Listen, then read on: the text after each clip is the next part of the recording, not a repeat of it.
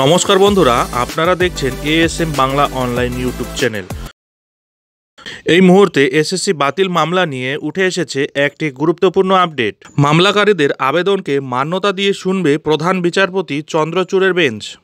হ্যাঁ বন্ধুরা, সম্পূর্ণ বিষয়টি আলোচনা করব এই ভিডিওর মাধ্যমে, তাই ভিডিওটি স্কিপ না করে শুরু থেকে শেষ পর্যন্ত অবশ্যই দেখুন এবং চ্যানেলে নতুন হলে চ্যানেলটিকে সাবস্ক্রাইব করে বেল আইকনটি বাজিয়ে অল নোটিফিকেশন অন করে দিন এই ধরনের গুরুত্বপূর্ণ আপডেট প্রতিনিয়ত পাওয়ার জন্য।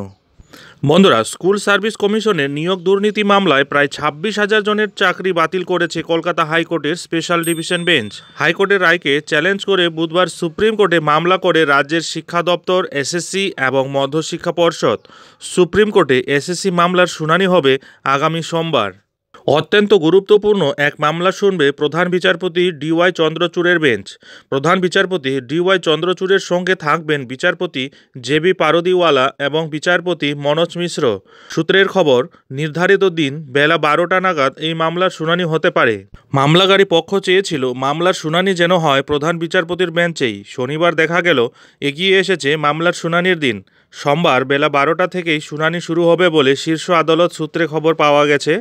আগামী সোমবার সুপ্রিম কোর্টে এসএসসি মামলার শুনানি হবে বলে জানানো হয়েছে।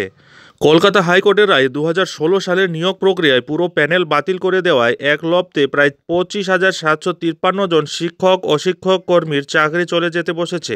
তাই তা রুখতে বিশেষত যারা সঠিক যোগ্যতায় পরীক্ষা দিয়ে চাকরি পেয়েছেন, যাদের নিয়োগের বিষয়ে কোনো অভিযোগ নেই, তাদের চাকরি অক্ষত রাখতেই রাজ্য সরকার এবং the West Bengal central school service commission supreme কোর্টে স্পেশাল পিটিশন দাখিল করেছে।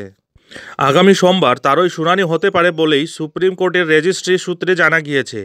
অন্যদিকে এই মামলায় যুক্ত হয়ে যোগ্য অথচ চাকরি হারাতে বসা শিক্ষক ও শিক্ষক কর্মচারীদের একাংশ সুপ্রিম কোর্টে আবেদন প্রস্তুতি নিচ্ছে। বন্ধুরা, এসএসসি চাকরি বাতিল মামলার শুনানির সম্ভাব্য দিনক্ষণ জানালো এবার সুপ্রিম কোর্ট। সুপ্রিম কোর্টে এসএসসি মামলার দিন এগিয়ে সম্ভাব্য দিন ধার্য করা হলো 29 এপ্রিল। এসএসসি ও রাজ্য সরকারের করা এসএলপি দুটি আগামী সোমবার সম্ভাব্য শুনানির জন্য লিস্টেড রয়েছে।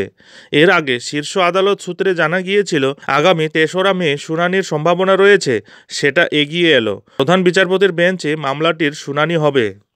গত সোমবার কলকাতা হাইকোর্টের বিচারপতি দেবাংশু বসাক এবং বিচারপতি মোহাম্মদ সব্বর রশিদির ডিভিশন বেঞ্চ 2016 সালের শিক্ষক ও শিক্ষাকর্মী নিয়োগের পুরো প্রক্রিয়াই বাতিল করেছিল। এর ফলে চাকরি গিয়েছে 25,753 জনের। যারা মেয়াদ উত্তীর্ণ প্যানেলে চাকরি পেয়েছিলেন, যারা সাদা খাতা জমা দিয়ে চাকরি পেয়েছিলেন, তাদের বেতন ফেরত দেওয়ার নির্দেশ দেওয়া হয়। 4 সপ্তাহের মধ্যে 12% হারে সুদসহ বেতন ফেরত দিতে নির্দেশ দিয়েছে স্পেশাল ডিভিশন বেঞ্চ।